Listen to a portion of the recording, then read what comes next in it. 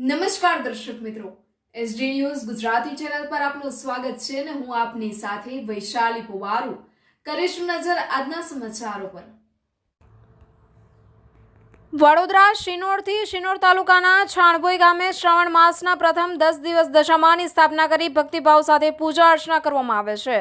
ત્યારે શિનોરના છાણભોઈ ગામે રહેતા વસાવા કાંતિભાઈ ગેલાભાઈના ઘરે છેલ્લા 26 વર્ષથી દશામાની મૂર્તિની સ્થાપના કરવામાં આવી હતી। છેલ્લા 5 વર્ષથી માતાજીના પરચા આપી રહ્યા છે। ત્યારે માતાજીના ભાવિ ભક્તો ભક્તિભાવ સાથે પૂજા અર્ચના કરે છે।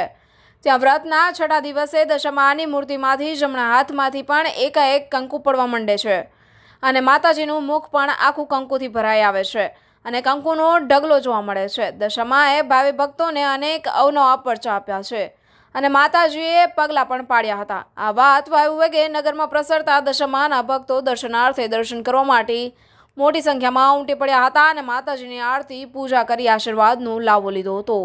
આવો જાણીએ ત્યાંના માઈ ભક્ત પ્રદીપ વસાવાભાઈ શું કહેવા માંગે છે। રિપોર્ટર રાહુલ પ્રજાપતિ સાથે એસડી ન્યૂઝ ગુજરાતી ચેનલ પર શિનોર વડોદરાથી।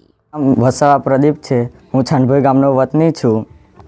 અહીં કાંતિભાઈના મઢમાં મા દશામાં છેલ્લા 26 વર્ષથી મા દશામાની સ્થાપના કરવામાં આવી હતી અને પાછલા 5 વર્ષમાં મા દશામાં પરચો બતાવે છે અને અહીં દશામાની મૂર્તિના હાથમાંથી કંકુ ઝરી રહ્યો છે અને મોઢાના ફેસ ઉપરથી પણ કંકુ ઝરી રહ્યો છે અને મા દશામાએ શ્રીફળ અને ચૂંદડી ઓટોમેટિક આવેલી છે અને દશામાના કળશમાંથી ઘી ટીપે ટીપે પડી રહ્યું છે।